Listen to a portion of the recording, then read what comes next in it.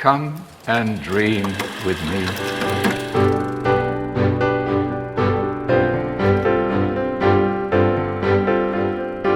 Hello, welcome to What Do You Want to Watch, the Explosion Network's premier media podcast. Every fortnight we get together and talk about movies, TV, and online content, and help you answer the question, should Jurassic Park have been a standalone movie? Because Colin Tree of Roth certainly thinks so. I'm your host, Ashley Hobley. Joining me today, Dylan Blight. Wait. What? Jurassic World or Jurassic Park? So he thinks Jurassic Park should have been one movie, but Jurassic World should have been three? No, the franchise should have stopped at Jurassic World. So he said the franchise should have been one movie and he should have never made his movies, is what he's saying. I mean, not specifically, but, if you were to read... I was going to say, that's very weird for someone who's directed 2 out of the 3 to be like, yo, we shouldn't have made that shit. Yeah. Okay, there you go. Yeah, it's a weird quote. Because obviously the franchise wasn't able to continue with, them constantly having to go back to the island and that kind of stuff, so. Yeah. Alright, on today's episode of What Do You Want to Watch, we'll be sharing what's our watch history. We'll be talking about some film and TV news, giving some thumbs to trailers, and doing this week's top 3. Kick things off in Explosion Network-related content. The latest Star Wars series has been released. Andor, of course, following the character of Cassian Andor before the events of Rogue One, which happened before the events of Star Wars: A New Hope. Trekking, Cassian's origin of the rebellion. Watch what you're saying. What? Trekking. I know what you're doing. I didn't. Dylan, what do you think of Andor?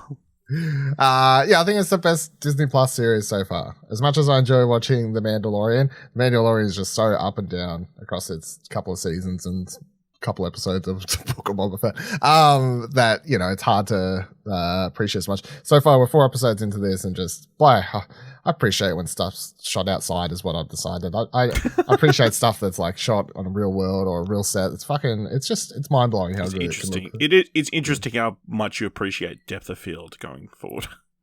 I think it's just because all the other Disney Plus series were all shot on the fucking volume, and I've got so used to it.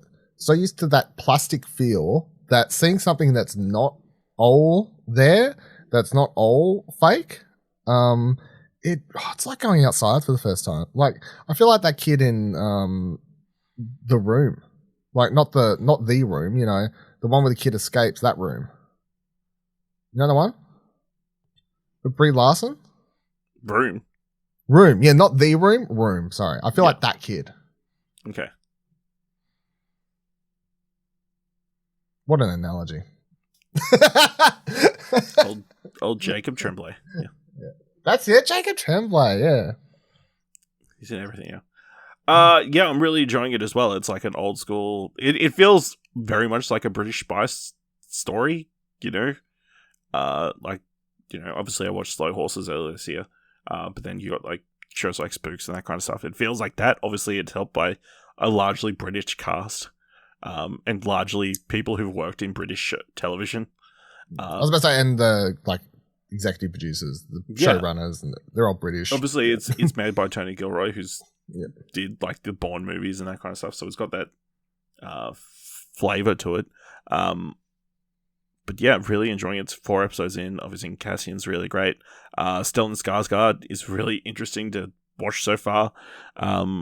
And yeah, we are only scratching the surface. 4 episodes of a 12-episode run. But yeah. Of a show we know is getting more than 1 season. And yeah, it is definitely coming back. Yeah. Season. I think they're shooting it or shot it already. I can't remember what it was, but yeah. I think they said they were shooting it at the start of next year. I could be wrong, but I think that's But yeah, really great. And if you want to hear our episode by episode thoughts, you should be listening to Holocron entries.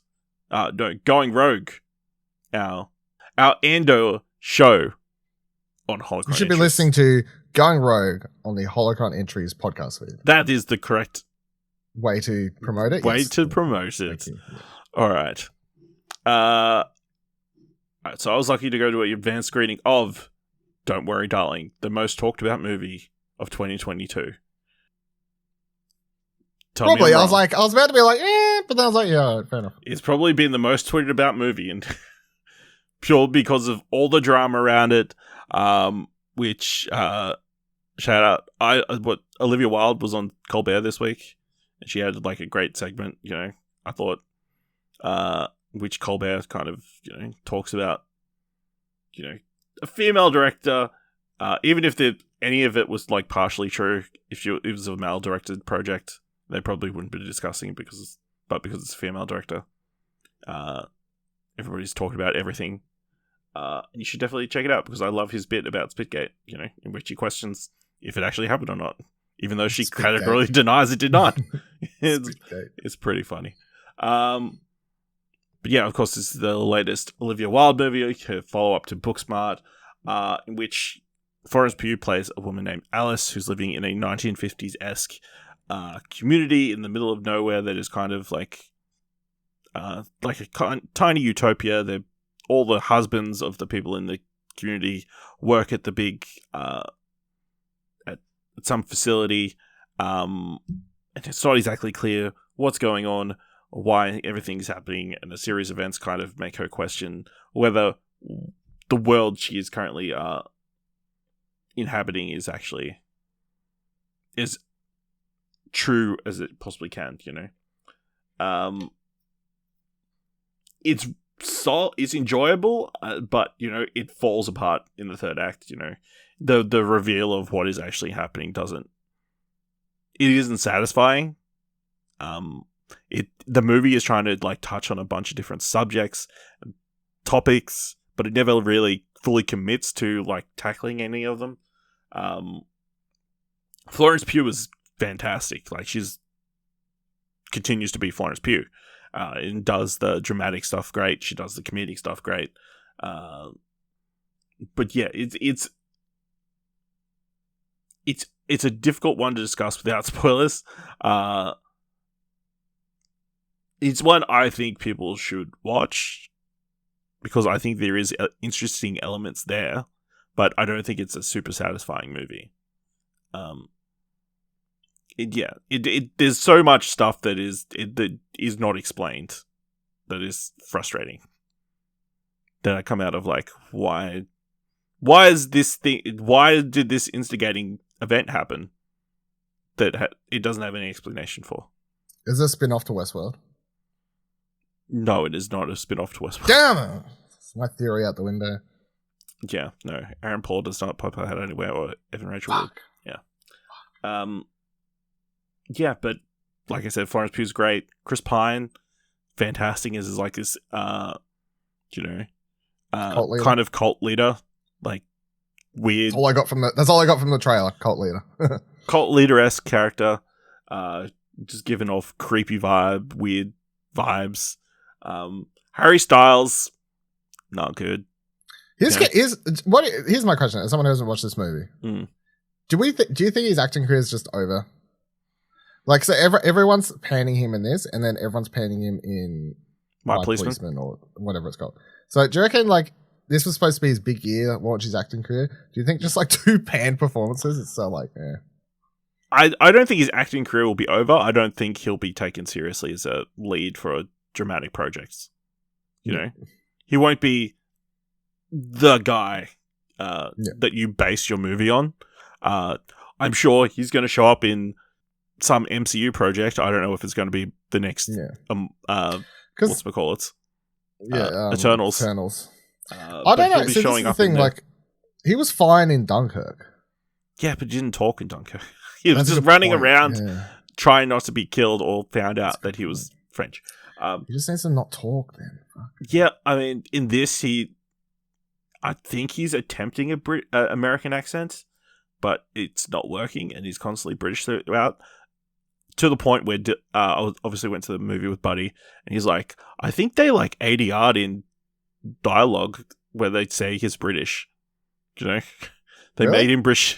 That's what Buddy reckons, but because his accent's so terrible. There's just some scenes you're like, he's really not doing much. He's not really holding up against Florence Pugh, There's like a moment where he's like looking off into the distance. I'm like, wow, he's just staring at nothing. He's not really, acting. He's just looking like he's looking at the floor or something. I don't know. Yeah, he's not great. But everybody else is really enjoyable and that kind of stuff. But yeah, it's a very flawed movie, just on a script level. But it looks very pretty. There's cool shots. It's funny. There's like lens flares featured throughout the film. It's like, of course, Chris Pine movie has to have a bunch of lens flares in it. Because he was in Star Trek when they had the reference was he was Captain Kirk. Yes, yeah. J.J. Abrams. Yeah. But yeah, there's some odd choices and that kind of stuff. So, but yeah, it's like a 6.5, probably 6 out of 10 movie. But you know, that's an okay. I mean, yeah. I mean, I want Olivia Wilde to keep making movies because, you know, at least she's trying to do original content. But,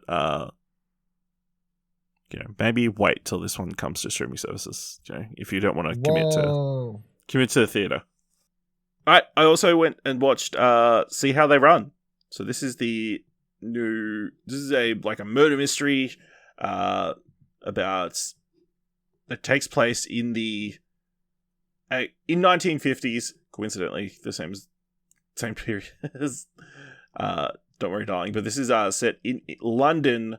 So a movie director is killed at the after party of the 100th performance of Agatha Christie's play The Mousetrap. Now, the director played by Adrian Brody, who kind of narrates the opening of the movie. He's killed possibly because he's trying to make a film adaptation of The Mousetrap. Something that never does happen in real life. You know, The Mousetrap, famously known as a play that Agatha Christie never wanted adapted to another medium, and thus continues to be performed constantly in London's West End. So yeah, he's murdered. There's a bunch of different suspects, whether it's people who are behind the actual movie production, was it the writer who's upset about the changes he wants to make? Was it the theater owner who doesn't want the movie to be made because people stop coming to the theater? Was it the actor who, the director the actor whose wife the director tried to hit on? There's a whole bunch of different suspects.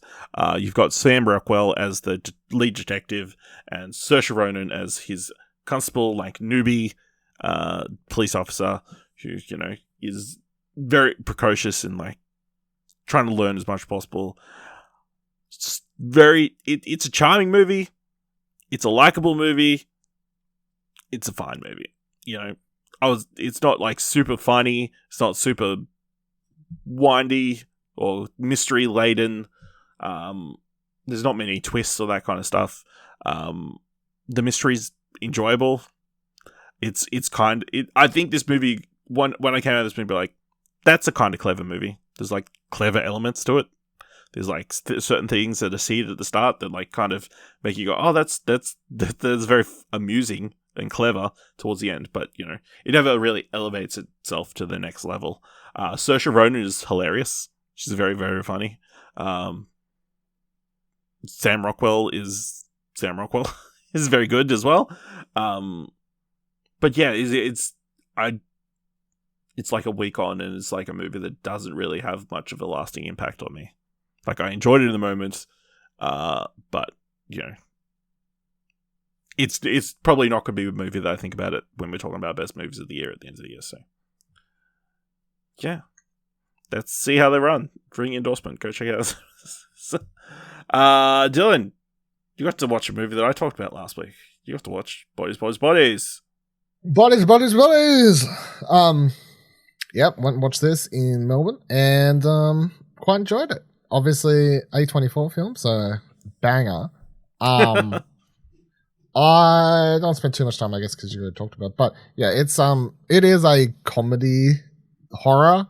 I found the characters all very amusing.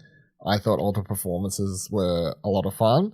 I thought the kills were mostly entertaining. The back and forth dialogue is meant to be obviously a degree of corny and funny at the same time, and just a bit silly. And the twist, I guess, if you want to call it that, I thought was sort of perfect the way the film ends, and it's just sort of the way the reveal and then sort of cuts the credits sort of after that.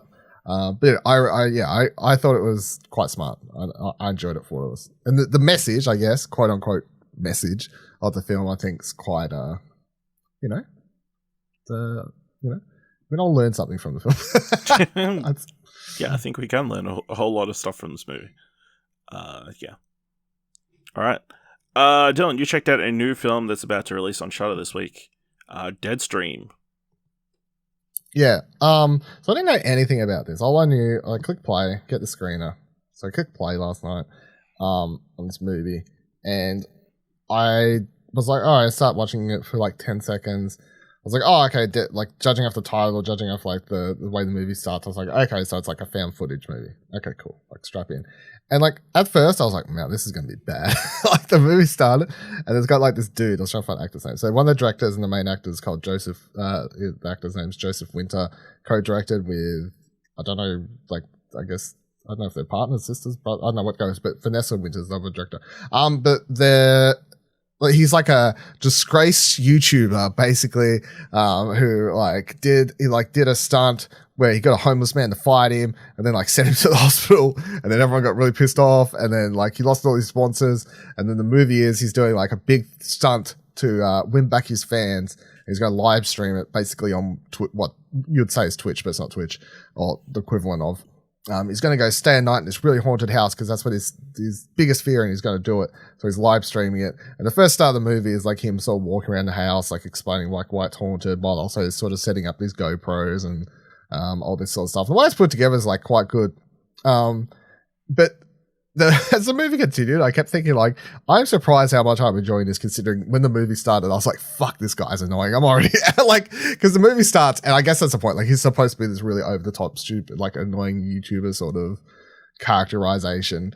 But yeah, as things continue, the movie gets, it is a comedy horror. Like, but it does, I think, the reason I liked it so much is because it actually gets both elements really well. Like it is both quite scary at times, like jump scary sort of stuff it relies heavily on, while also being really funny because his commentary, like running around, he'll like go outside, he'll like hear a bang and he'll do and like run into a closet and stuff like that. He'll like try to talk to ghosts. I think the fact that he can have a character like this as the main person in the movie who's just so over the top and sort of obnoxious, and it weirdly wasn't actually taking away from the tension. I was thinking like as like a true sort of masterstroke to weirdly hit a level where this character isn't actually ruining the tension of the movie. And then all the ghosts and stuff like that show up in the movie are all very practical, and you can tell they're practical. And I'm not saying that in a negative way. Like you can tell they're not CGI, or like you can tell they're actually people with makeup and stuff on. And I love that because it that's like a sense of just realism to it. Like it's just a dude running around a house for the majority of the movie, but I think it's only like an hour 20 something, just shy of 90 minutes or whatever. But I actually think this is probably one of the better horror things I've watched all year in a degree, in a year where we've had a few decent things hit the cinema screen, obviously. So and in a world where these found footage sort of movies are either really, really bad or okay, and most of the time bad to good, I definitely feel like this is probably one of the better ones up there for sure. So I'd suggest watching it. It's kind of like, I would say the horror comedy level is in line with like Sam Raimi. It is at times very over the top, sort of ridiculous, but in a way that I feel like Sam Raimi would, like 80s Sam Raimi would appreciate. So if that sounds like something you'd potentially like, then yeah, I feel like this would be up your alley. All right. Swinging in a completely different direction. Dylan, you've been watching Pokemon: The Arceus Chronicles. Yeah, so I finished that. It was a movie, but on Trakt it makes you check in because it's 4. So this released on Amazon in Japan last year at some point, and they released as 4 episodes. And then when they done the English version for it. They released it as a movie, which premiered at Pokemon Worlds and then came out on Netflix this past week.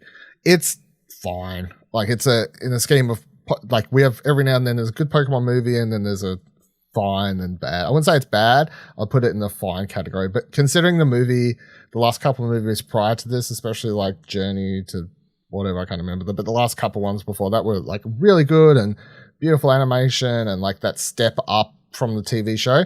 Because this was made as 4 separate things for Japan and then like edited together to just be one thing, it doesn't actually feel like a proper movie. It does feel like 4 episodes edited together. It doesn't have that extra degree of animation that the movies usually get to take it that like slight step up from just being an hour and a half episode of the show, which this just feels like an hour episode of the show and not like a good one in particular. So yeah. All right. Dylan, what if I told you there was a new show starring Keegan-Michael Key, Johnny Knoxville, and Judy Greer from the creator of Modern Family? What did you think of that? I would say that is a thing in which I saw the poster for, I think only a couple weeks ago, and then I was like, wow, that's a interesting cast list. But yes, is that out? That is out. It's Reboot, the new series from Stephen Levitan. Is Apple TV? It's on Disney Plus. Disney Plus, okay. So it's set around. It's about a reboot of a made-up early 2000s sitcom called Step Right Up. That's being rebooted by. Well, I'm going to slightly spoil the first episode. It's being rebooted by the estranged daughter of the creator of the show, played by Rachel Bloom, who was created Crazy Ex-Girlfriend. She is rebooting the show, Step Right Up. Yeah, and bringing back these cast of characters who have gone on to do various different things. Maybe not necessarily hitting the same heights as Step Right Up. But then her father comes in and like has to be co-showrunner for the series because he created the show. So it's a lot of clashing heads on different styles of making television. There's a certain episode where she's got her own writer's room of people, like the modern diverse cast of writers you would expect. You would hope for on a lot of shows. He's got like 20 white dudes. No, it's like a bunch of young diverse writers. But then he has like 20 white dudes or what? I mean, he brings in his old team of writers from the early 2000s. It was a bunch of old people who talk in nothing but one line in punchlines and that kind of stuff. So yeah, there's a lot of conflict or banter between those two groups and that kind of stuff. A lot of discussing what makes comedy and that kind of stuff. And then, there's different interpersonal relationships and that kind of stuff. I'm enjoying it quite a bit. There's like 4 or 5 episodes available on Disney Plus right now. 4 is what my 4. Yeah, 4 episodes released so far. Of course, new episodes coming weekly. It's a little bit meta. It's interesting because the show is being rebooted on Hulu, which would obviously be where the show is actually airing in America. The show inside the show. But yeah, I'm really enjoying it so far. So check out Reboot on Disney Plus, a show that you probably didn't hear about because there was barely any publicity for it. Where did I see the post? I'm trying to. Maybe I saw it on Twitter or something. Like it was only a couple weeks ago. It could have had a banner on Disney Plus at one point while you were waiting for something to load. No, it wasn't on it. It wasn't on it. It was on my phone, so I definitely saw it like on Twitter or something like that. But yeah, I was scrolling past and I saw this. Like I remember seeing like a post or something. Someone shared it. Maybe it was just like Disney Plus sharing or something. But yeah, I remember like scrolling past and just like my eye was like. First, I saw Keegan-Michael Key, and then I was like, "Is that Johnny Knoxville?" Yeah, Johnny Knoxville. Okay. Not taking any hits. No, it's crazy. Crazy. I mean, he used to. Well, I mean, he's taking like he's an actor. pratfalls. Yeah. All right. Couple of things that you've rewatched. I think you rewatched Zootopia. Fucking hell, good Zootopia. I haven't watched it in cinemas. I don't think. I think this is my 3rd time watching it. Yeah.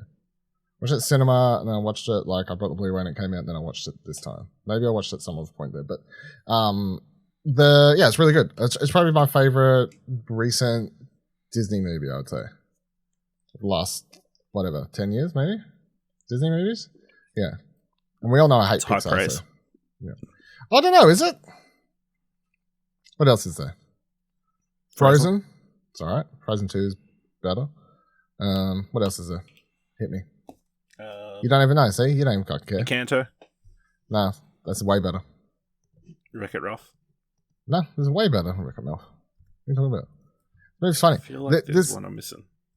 This movie, if you don't watch the sloth scene in this movie and don't lose your shit laughing every single time, I don't think you find anything funny. I think you don't have a funny bone. When are those mini episodes out? That's what I can't wait. That's what I need in my life. The Zootopia things. Remember those? Soonish? I think they haven't released that yet. They said it was Soonish. They just said soonish, soon. They just said soon. Fuckers. Yeah. Bet you they should drop randomly. Yeah. The other ones would be Big Hero 6. Yeah, no, I'm not the biggest fan. Like, I like Baymax, and I thought I like.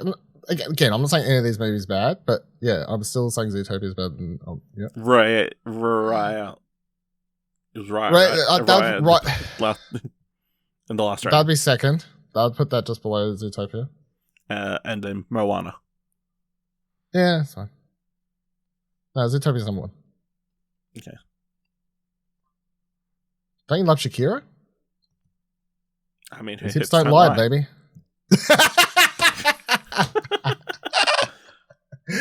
Wow, we both did the same terrible joke. I mean, right, very good. you can trust her because her hips don't lie. You also rewatched Gattaca? No, I've never watched Gattaca. Really? Okay. I've never watched it, Gattaca. so I just assumed you had. No, I've never watched it. I really liked it. Did I say liked it? I really liked it. It was quite good. I was also my funny thing. I was like half an hour into watching it, and I was like, "Wow, this is a movie that led to my Hawk." So thank God for Gattaca, you know.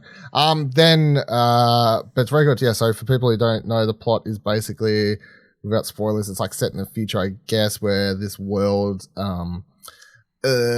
like everything is like off your DNA. So they'll basically test your DNA at birth, and then because of that, they'll be like, yeah, you're gonna have like anxiety problems, and like your heart's gonna give out. So you basically, you won't be able to get jobs because of that. Like it's literally part of your ID. Like you'll go for a job application, and you're like, no. Like from birth, you're like either destined to fail or destined to succeed. And Ethan Hawke's character really wants to fly a spaceship, like be an astronaut at Gattaca. So he ends up striking up a deal with Jude Law's character, who has like the perfect DNA, but accidentally had I can't remember where they say and if it's spoiled or not. But anyway, he's in a wheelchair now, so he can't really do what he could do with all his like God-given DNA talent. So Ethan Hawke uses it, like sort of steals it, and comes up with a scheme with him to use it through all these tricky means and to become Jude Law, to get into Gattaca. So, but then shit starts going wrong, and then Uma Thurman also works there at Gattaca. This other character that Ethan Hawke's character strikes a relationship up with. But yeah, it's really good as some of the, especially for a movie like that's, you know, from the 90s. I thought it held up like really, really well. Like, it doesn't have that too much special effects, I guess, is the thing that sort of helps it. Spaceships look shit flying off in the background at times, like CGI, but otherwise, like, it's mostly just, you know, shitty little computer screens where they're typing their zeros and ones, and it's being very futuristic, but yeah, no, I quite enjoyed Gattaca. All right. Well, let's move into the mandatory Netflix segment of the show. Dylan, you watched one of the other most talked about movies the last week. Blonde. I did. Yes, definitely has been a hot Twitter discussion point. I didn't like it. I'll put it simply. So it is probably one of the best looking, best acted, just bad movies I've watched. I think like it is got this wonderful performance by Ana de Armas as Marilyn Monroe, but she goes like I think she's just credited as Marilyn's like her real name, whatever it was. I can't fucking remember Norma what it was Jean. now. Norma Jean, yeah. But yeah, she's Marilyn Monroe. It's and there's all these other people that give these great performances, and it's shot beautifully. Like the cinematography is just next level. But it is just fucking. It is. I just don't know the point. I don't get the point. I really don't get the idea of the movie, other than being like, man, her life was like she had some really shitty things happen to her. To which point, like she did. But also, when you look into some of the things that the movie does, you're like, well, there's actually no basis to that. So you're just making that part up. But like, to what degree? Like, why? Like, and I can't even really say without spoilers, but there's, especially when it comes to like certain like, I don't know, there's like a scene with a president who there was rumors that she had a relationship with John F. Kennedy. And they have a scene where he basically forces her to go, like, you know, suck his dick. I mean, I'll just put it one way.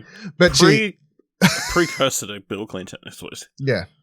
But it's just like, and there's other scenes too where I'm like, okay, so you're like, we're reading into this whole thing where maybe she did have a relationship with him, but now like we're making it like negative for some weird reason in a film that already has so many like bad things. Like the movie starts and deals with her childhood trauma, which is the main thing that's you could already like. She already had this like terrible sort of childhood where her mum needed to be put in a like get psychiatric help, I guess, and like be put in the hospital and everything.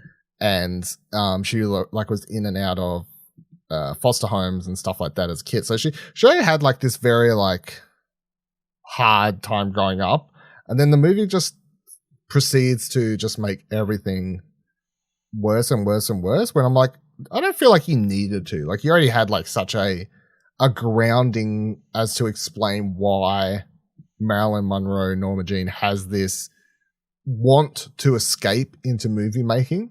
Like that's the thing I don't really get. Like, other than trying to be different for the sake of being different, I don't really get like. And the movie is like just obsessed, I guess. Like, I really don't feel like in the nearly 3-hour runtime there's in particular like any scene really where she's happy, which is weird. But it's a real focus on the negative, which I don't want to say is like in particular a bad thing. It's just a degree of like, I'm like, you already had such a basis for like a childhood trauma. I don't know why we've got all this other stuff that they pile on that is based in like rumors or like slight fact or slight, you know, like a little bit of fiction, all this other sort of stuff. But, and there's also the way the film's put together. So it's not told like in a linear fashion. It just sort of jumps around, and it's like every scene just sort of connects in a way that if you have no idea who Marilyn Monroe is,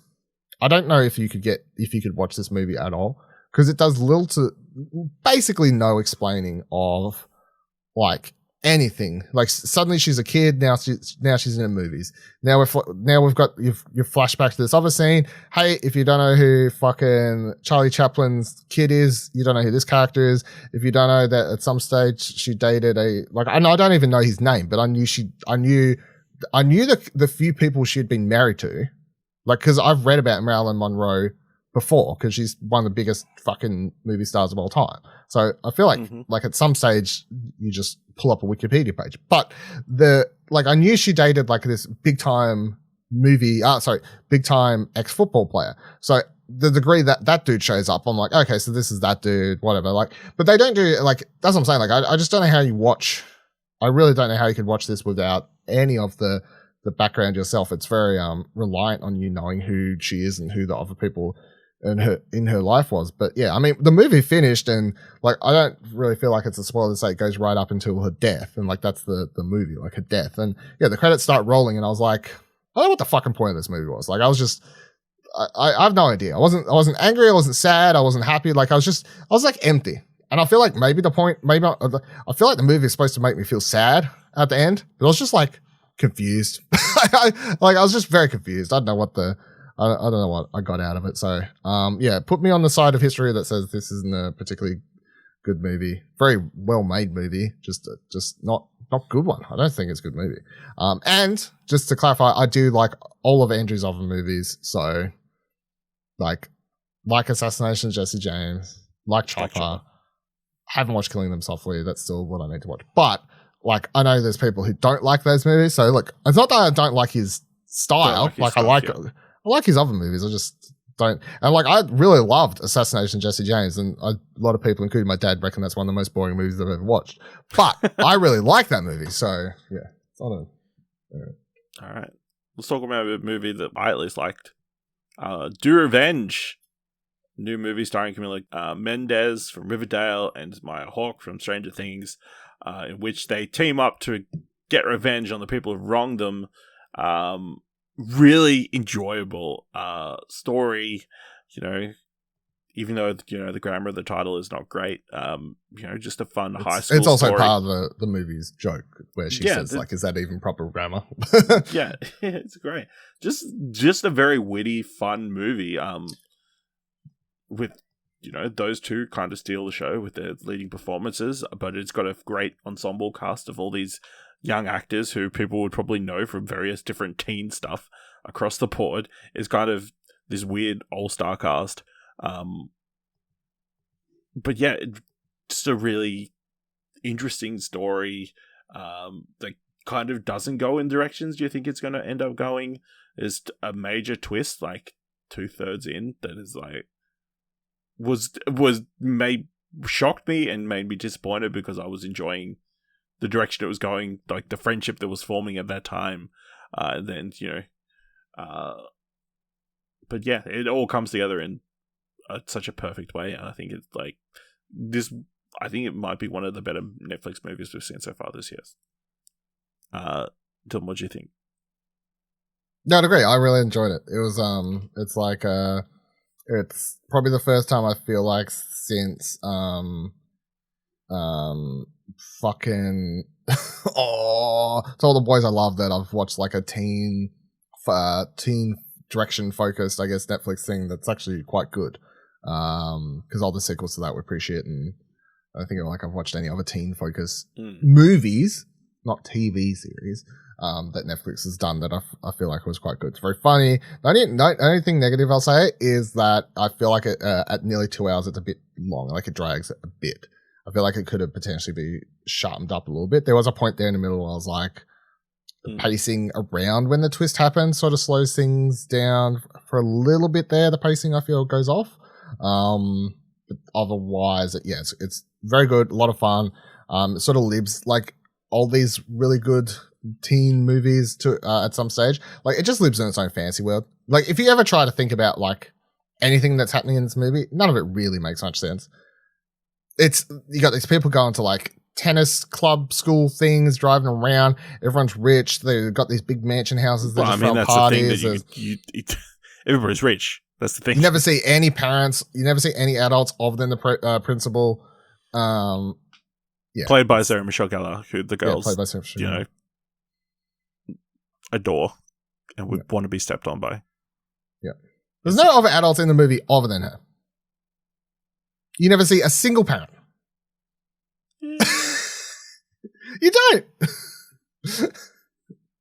You're trying to think. I'm like, you don't. I'm telling you don't. I think there might be like a couple. There's like a scene where what's-my-call's character is like Maya Hawke like sings out to her mum or the parent or something in another room. I was like, what about this or something like that? But you never see them. Like you hear them like they talk about parents, but yeah, the movie just lives in its own little fantasy world, which is fine. And like to the degree that again, and maybe this is just me being outlandish. I'm like, also the fashion in this movie. I'm like, don't know if this is realistic. I've never seen. I don't. Again, you're living in this heightened teenage world where, like, the fashion sense combined with where this school uniform is the most impressive looking piece of clothing. Yeah, yeah.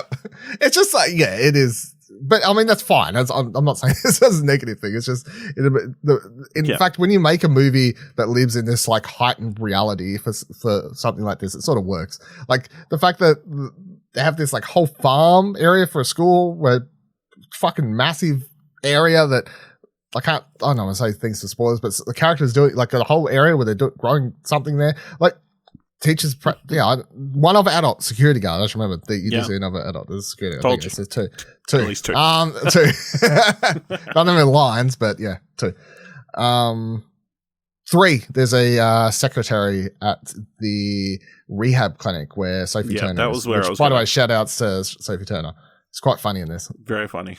She's very funny. That second, when she's getting pulled away at the start of the movie, and just screaming and whatever else. I was like, I don't even know what it looks like. Yeah. So yeah, no, I definitely enjoyed it. It was a lot of fun. I thought. A lot of fun. Yeah. All right. I watched the what was the stupid thing called? Bling Ring Hollywood Heist. So this is the. I watched 2 episodes of this, but I don't think I checked into it, or maybe I did. Okay, I know. So you did the first one. So this is a documentary series about the actual people who did the Hollywood heists, where they would break into celebrities' houses and like steal cash and clothes and designer stuff. Have you watched Bling Ring? I'm gonna say you haven't, right? I have not watched the Bling Ring. Yeah, okay. So the major point they have, the major thing is like they're like the Bling Ring is not an accurate retelling of these events. Very inaccurate. Because the ring... While both the real people in this argue with one another over what is accurate, and then you wonder how a movie based on their story turned out inaccurate when the 2 people in this can't even get their fucking story straight. Well, I mean, they can both agree that Emma Watson's character was not the ringleader of the Bling Ring. I don't think they made her out... They made her like the main focus or whatever. They made her the main focus, but they still have Katie or whatever her name is as the instigator, so... Yeah, so I mean, it's interesting just because, you know, this is a weird like true crime kind of thing. They do get like, I think of the celebrities, they only got like Adriana Partridge, who was on The Hills, to talk about it. How like it kind of how having herself robbed kind of affected her and that kind of stuff. But it's definitely told from the perspective of these 2 criminals effectively, and like their thought process and like you know, why they went about it, how they went about it. It's interesting because one of them is it Alexis? Yeah, Alexis is the other. Yeah. She's in the process of getting a reality TV show made about her, like as the heists are going on, and the news like one of the first episodes they filmed of their reality TV show, she's getting arrested. And then, you know, I think probably the more interesting part of this is like the story around the court case and the reality TV show being filmed at the same time. You've got the producers of the reality TV show being interviewed, and really, they're like kind of the biggest villains of this entire thing. It's fucking wild. Like they're like, yeah, it made for freaking awesome television. I was about to say this must be in the third. This must be in the third episode that I watched it. No, just how smug and like they don't. There's no concern about like anything. Yeah, because I think they've shown up in the second episode. Maybe like had a quick line about how when they're talking about doing the show, but she hasn't like the third episode. They haven't got arrested yet, or anything. So the third episode. Yeah, just the way there's some crazy stuff. Like their lawyer is like super into being. He's like. They ask her lawyer to, like, kind of be in on the reality television, like, scriptedness of it. He's, like, super on board with doing it. And then but he's part of a pair of their lawyers, and the other's lawyer's like, this guy, what was he doing? What was he thinking? It's quite amusing. But yeah, I mean, what did you think of what you've seen so far? I think it's okay. I feel like because obviously it has 2 of the main... Well, not even really. Like Alexis did one crime.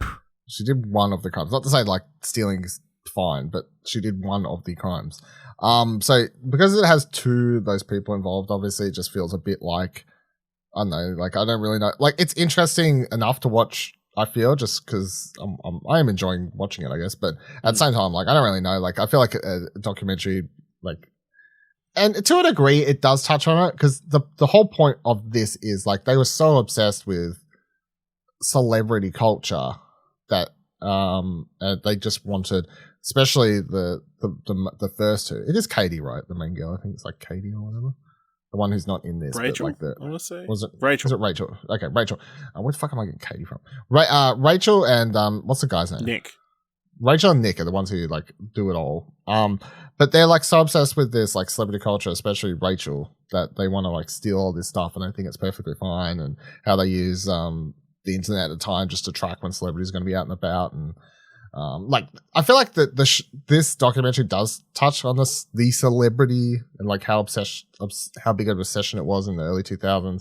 You know, they've got Perez Hilton in here doing some talking as well, so who was obviously a big part of that and sort of like the prelude to shit like TMZ and whatever else, which is still like a thing now, but I don't feel like even these days I don't feel like TMZ is anywhere nearly as popular as it was when like I was in high school or anything like that. But yeah, so it's fine. I think it's a very interesting just story of all. It's like, and it's like I have watched The Bling Ring and I think it's like a decent movie. It's fun enough. Like it's got some fun performances and stuff like that happens in it. I think it's definitely worth watching. It's fun, but yeah, that's just the whole point. Like I feel like a different documentary without having the people who did it involved. Like just diving a bit more into that focus around like the celebrity obsession would be a bit more interesting than this. And there is a degree of like Alexis is sitting here talking for like 2 episodes before she even like her one big crime happens. Like she's just sitting around, you know, like telling her whole backstory and all this sort of stuff. And I'm like, and she was prominent on the news because like she had the reality show, and she was like a bit more of the famous ones or whatever. So that's sort of why I guess she became prominent. But like in the scheme of things, it's just weird watching this happen. Like she's doing her talking heads all this time. They're giving so much backstory to her and her mom and the sisters and all this sort of stuff. And she does like one thing. I'm like, all right, cool story. All right. Yep. To which then she also says like, I did one thing, but I got taken there. I didn't really. It's so funny. Like the amount of times where I didn't even realize I was so high on coke. I didn't realize, and then Nick's like, she knew everything and all the, you know, like all this so like much bickering between the two. It's kind of weird. Yeah. It is. Yeah. It makes me question how they filmed it. Definitely totally separate. I guess maybe they're saying what they're saying scripted, or I feel like maybe they're saying like, hey, well, Nick said this or something, and that's why you get shots of Alexis being like, yeah, but then how did but it seems like they both say maybe they filmed like different parts at different times. That's true. The only other thing I'll say that does stand out about it is watching, I guess the benefit of the Alexis stuff. If you completely take away this supposed to be a documentary at the Bling Ring, like her story is like interesting enough on its own, but all it makes me think is like her mum is fucked up. Yeah, horrible person. Oh yeah, she is like really. Alexis had like she doesn't realize, I don't know, but they definitely don't touch it. But I'm listening to her like, and she's talking about childhood, and her mum's basically like nearly prostituting her fucking daughter at like 16, 17, basically. And I'm like listening to her and be like, you've actually had like a rather traumatic like childhood, teenage years here that you've gone through. Whatever else we don't even know about. No wonder you started doing fucking drugs and whatever. You know, to a degree, I definitely feel sorry for her more than Nick, who just sounds like super cocky and happy he's got off basically scot-free. So I feel like the way she talks, she's grown up, and I Googled her, and she was married recently. She just recently like got divorced, which is fine, but she's got so she's been married and she's got kids and whatever else. And the way she talks, she's like about celebrity culture and this and all these other things. It sounds like she's grown up. And whereas Nick still sounds like he's totally obsessed with it, is how I would read between the lines. All right. Then you also watched another thing that was very highly talked about. Did I? Dahmer. Oh, right. Yeah, true. Hey. Yeah, so this is interesting. This has brought up the whole discussion again about like fucking, you know, is it okay to make shows about serial killers and whatever else? So I think this is a very good show. I'll put that out there right now. I think it's a very well written. I think it's very well acted. You've got this fucking insane performance by what's his name? Evan Peters. Evan Peters. Oh yeah. Look, and Evan Peters is, whenever he wants to play the thing, like obviously he's in all those seasons of American Horror Story and whatever else. Like he's sort of got the weird dude creepy thing dude down. He's got it down, but this is on a next level, and I think it's very, very creepy. I if you haven't watched it, I would say that before going online and screaming about like glamorization of serial killers and stuff, that is something I've watched these series in the past and even documentaries and stuff, and I've been critical of stuff where I've felt like, what was the one I watched? The Ted Bundy documentary, I think, where I was like, this felt like a bit glamorization of him rather than just a proper documentary. I don't get any of that glamorization of him in any of these episodes. The series very much tries to, again, like obviously he's the main character, but it doesn't make out like at all like he deserves any sympathy, and it focuses a lot on the victims, the family of the victims, tries to tell their story and like why, like you'll do episodes where it starts with one of his victims, explains like it'll show them having such a great, like, so you can see like what it, like their life was, and this, like one of them who I can't remember the name, sorry, but like had this like, potentially going to be like this, he was a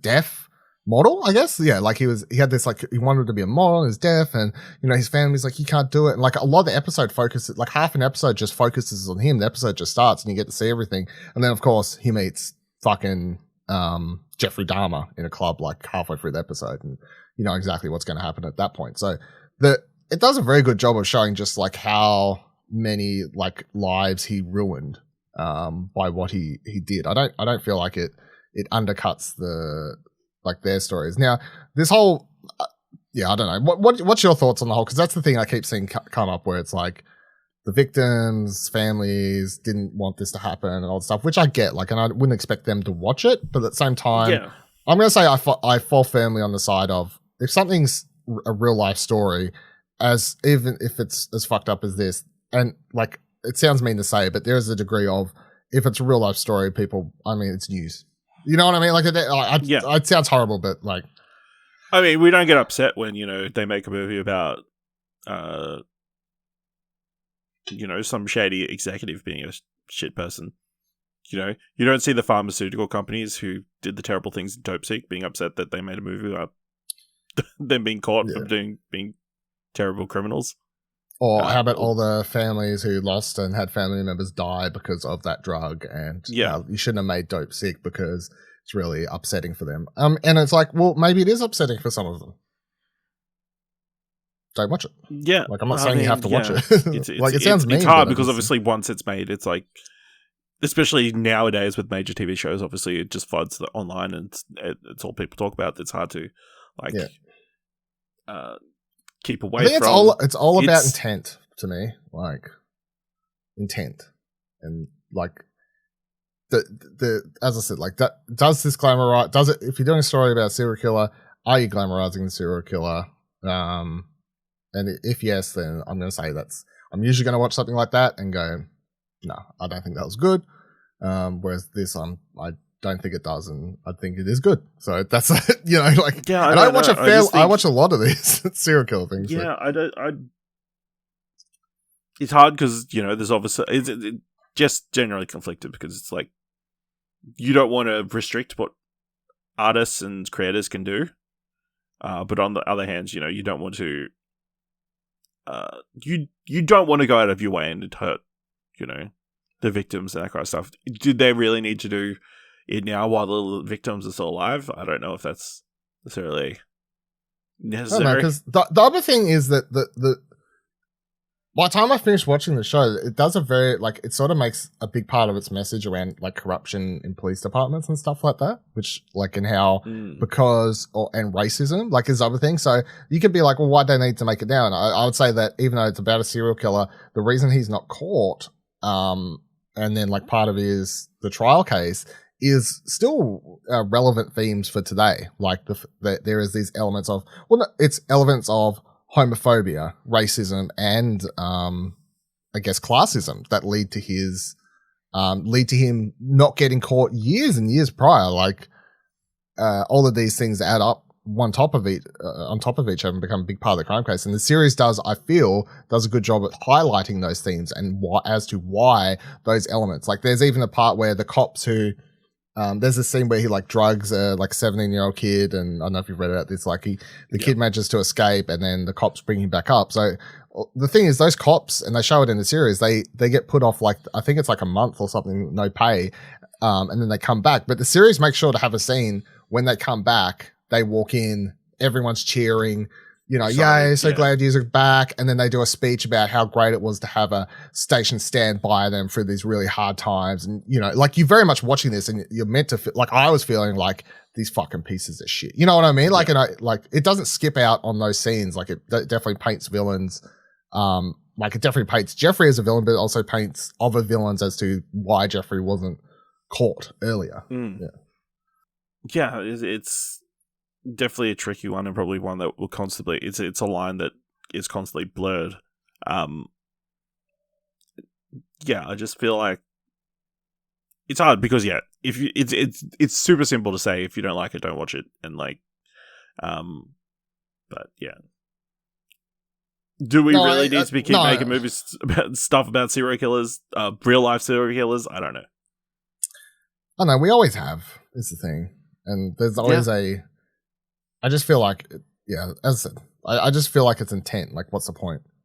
And I feel like the point of this was to highlight these elements of the case that maybe haven't been in other things, like the homophobic stuff from the cops, the racism and the classism. I feel like this show was made to highlight those elements, which makes sense coming from Ryan Murphy, one of the show's creators, someone who highlights all that sort of stuff and like thematically in a lot of his other series. And I mean, the directors of this show, unless I'm wrong, I'm pretty sure, I think it's like, I mean, 1, 2, 3, I think it's like 4 or 5 directors in the show. And I think all of them bar, I think it's one white woman directs a couple episodes. And then it's like 3 black, like a bunch of people of color. Like it's not, like I feel like the show from a production point was made purposely to sort of, you know, put the story in the hands of the people he targeted, I guess, you know what I mean? Like, mostly. It's definitely interesting. And you saw the story, like they removed the LGBTQ tag from the show. So yeah, which is fair. It's definitely, it's not something you should be watching if you want. I mean, it's but you know they are. He was, It does have those characters in there. I mean, he was gay, but it's not. What? So you only wanted it when it's the good stuff? Is that what it's, you know?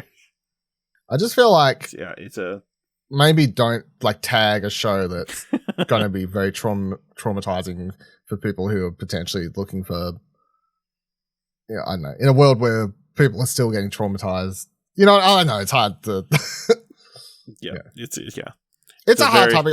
I definitely feel like I'm open for reading old people's. I've read like a bunch of different people's thoughts and stuff like that, which I'm fine with. And if people agree with me, disagree with me, that's fine. The only thing that I've been annoyed with is just the very straight, like either direction, like fuck you, you're wrong, or fuck you, I'm right sort of attitude for this. Because I feel like this is it's definitely a topic of conversation where there's just too much nuance to it that at some point some people are going to be like, this is how I feel, and look, I just won't agree with you and walk away. Because it's one of those topics where I've seen people arguing about it till they're blue, and I'm like it's not worth fine. You just don't agree. But I don't feel like if someone doesn't agree with how I feel about it, I don't feel like I'm entirely right to the point that I wouldn't, like, I understand if people are like, this is fucked up, we shouldn't, like, this affects the families and we shouldn't be making shows about serial killers. And I'm like, look, I understand everything you're saying.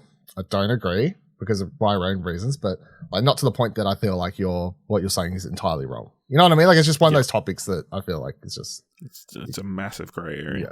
Yeah.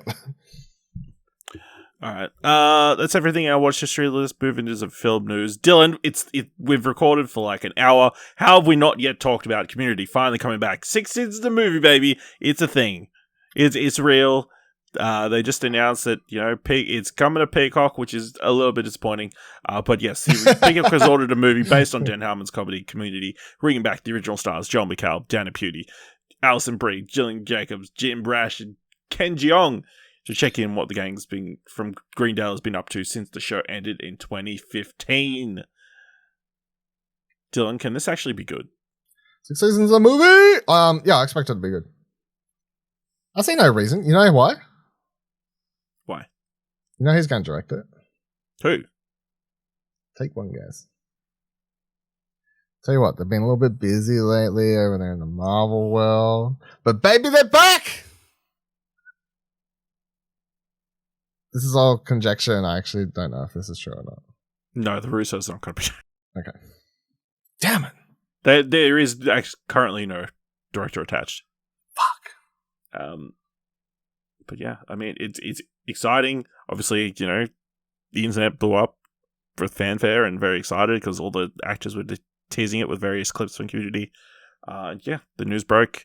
There is currently no confirmation if Yvette Nicole Brown or Donald Glover will be back. Both who have I feel like they the just show. haven't locked them in, and I would say they're going to be in it. They're going to be fun cameos or something like that. Yeah, They're not maybe not they're 100%, but yeah. Well, you know, people are theorizing that the movie is going to be about them trying to save Troy and LeVar Burton from pirates. So we can only hope. What about Chevy Chase? You know, that's a big question. He died, so I mean, okay, that's fair. Yeah, good point. Pierce died, not Yeah, Chevy Pierce Chase. died. Yeah. Oh, right. Yeah, good point. Yeah. So, but yeah, it is very exciting. You know, the prophecies finally come true. It does mean 10 years later. coming to Peacock does mean it is not, you know, probably going to be seen in cinemas, which is kind of disappointing. But that's how they got away. Also, probably maybe for the best. You know what I mean? If this had to go to cinemas to get made, it would never have got made. So, yeah. Although they said there was a little bit of a bidding war, so I mean, you know, whoa, maybe somebody could have brought it to cinema. But yeah, this is crazy. Good timing because you know the actors are obviously getting a lot older. Alison Brie doesn't look like Annie as much anymore. Well, how rude. You know, she's just matured. That's all. You know, she's not. Anyway, yeah. So look forward to that. Sometime. How about Annie's boobs? I don't know. I think he might have died. That was the story, wasn't it? Was it? Annie's boobs died. I don't know. I was just trying to make a joke and then be like, guys, we're talking about the monkey, you fools. Yeah, I mean, there's a couple people who will not be definitely coming back. Sorry to take it this good news in a super dark direction. Wow. But yeah. Yeah, the show that nobody believed in, they made a dumb joke about the reference of 6 seasons of movie is a reference about the show The Cape, which only lasted like 4 episodes. Mm-hmm. This Community has made The Cape a relevant show several years on, even though nobody probably knows what The Cape is. No, I didn't know. I thought it was a fake show that they made up in Community. No, it was a real show. Is it really? Steve McGlow was in it. I know. I've spent all my years just thinking this was a fake show in Community. So there you go. Yeah. I didn't realize it was a real show. We should track down the first episode of Cape and watch that. Okay. Yeah. No, I totally thought it was just a fake show. All right. So this week we got a bunch of like doozies of new projects and different franchises coming out. So let's start with this one. Another American Pie is in the works. This one is being penned by Insecure actor and Definition Please filmmaker Shunta Day. The multi-hyphenate is set to develop and write a new installment in the long-running sex comedy franchise for Universal 1440 Entertainment, a branch arm of Universal Films Entertainment Group. Plot and details are yet to be revealed, but the story is based on her original pitch and described as a fresh take. The original film, written by Adam Hertz and directed by Paul Weitz, grossed more than $235 million worldwide and spawned 3 sequels with the core cast, as well as a spin-off franchise, American Pie Presents, with 5 film shows so far from Universal's home entertainment division. Dylan, is American Pie a franchise that could work in 2022? I'll say yes and no. There's that, like, in a world where we've got Blockers and Booksmart and whatever else, like you can do teen movies sex comedies still. You can definitely not do a sex comedy that was 90s American Pie. It just won't work anymore. As someone who loved those movies growing up, like it just ain't gonna work. So you could still do Stifler to a degree. I definitely don't feel like I see he just can't be a heroic figure like he was. Yeah, like people are like, you can't, Stifler would work. I'm like, you could definitely make a character like Stifler. You just require a little bit of reworking there to make him sort of relevant and actually funny. But yeah, I don't know. We'll have to see. I would say it's not a definite no. Like as I say, we've seen examples where these things work. So yeah, maybe. I mean, having a female lead or creator like helps, instantly makes it have a feel fresh and different. Like if it's a female-led American Pie, that would be interesting. Although, how does the pie work? Even when Wedding came out, I was like, I remember watching it in cinemas and being like so excited to go watch it. Because I used to watch all the American Pie movies before I was like old enough to watch them, like before I was 15, right? Oh, okay. Yeah, so and when that came out, I was old enough to go watch it in cinema myself. And even when I went and watched that, I was like, this isn't as funny. Like so, yeah. I don't know. All right. So we've gotten fresh news about the next Planet of the Apes movie. The movie is officially titled Rise of the Dark Knight. Well, sorry, go again. Kingdom of the Planet of the Apes, and as has previously been reported, will be directed by Wes Ball, who did the Maze Runner series, with production set to get underway next month. Joining the previously announced Owen Teague on screen will be Freya Allen and Peter Macon. As for what we can expect from the story, things are pretty vague, but 20th Century Studios did release a logline of sorts which states, this film starts an all-new chapter in the Planet of the Apes saga, picking up many years after the conclusion of 2017's War for the Planet of the Apes. So it seems that they will be sticking with the continuity of the most recent trilogy, which itself is telling. Dylan, what do you think of Kingdom of the Planet of the Apes continuing from the Matt Reeves and, well, of the, I guess, trying to think of an encompassing word for those films. What was the name of the lead in the first Andy one? Serkis character? Oh, Caesar. Yeah, the Caesar trilogy. Yeah, that'd work. Caesar trilogy. Yeah, I think it's fine to continue that franchise. The only thing is, I'm like, because where the third one ends, it just catches us up to where the original one started. Basically, you sort of know, well, not exactly, but you know where the story's going. So I'm sure stuff could happen in between. Like it's potentially hundreds of years. Where the original Planet of the Apes, they said it was like hundreds of years. So, I don't know if that's it's still well before. I don't know if that's the direction we're sort of going, but yeah, as a franchise, I definitely feel like there's plenty of room here to continue a story, even if they, I don't know, if they rework the original movie's plot into this, I wouldn't be against it. I would be against it if they do the exact same story, like you monsters. Like I don't need like this whole fucking Empire Statue of Liberty scene. But yeah, I mean, I really liked the three original films of the Caesar trilogy, especially the second one. I think is like phenomenal. The third one's great. The first one's good, but yeah, the second one's a fucking old timer. So absolutely. So I think it sounds good. It's interesting that it's continuing. I guess it makes sense because obviously that trilogy is very well regarded, at least critically.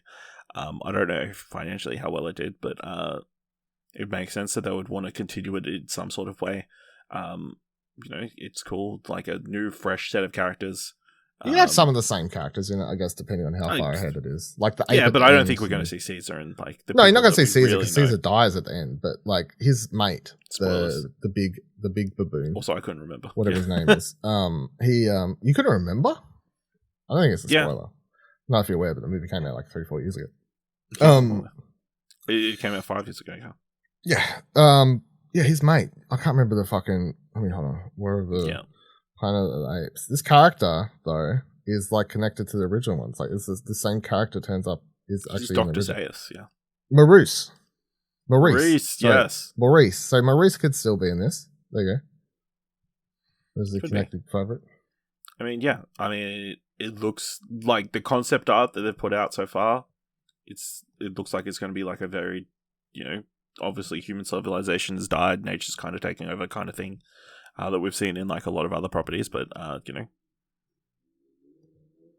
I'm keen to see more apes. Obviously, the text come along a little bit more, so the apes are going to look even more impressive. Give us more More of that world. Very exciting. This is an interesting one. Apparently, Tarzan, the classic pulp hero created by Edgar Rice Burroughs, may be headed to the screen once again.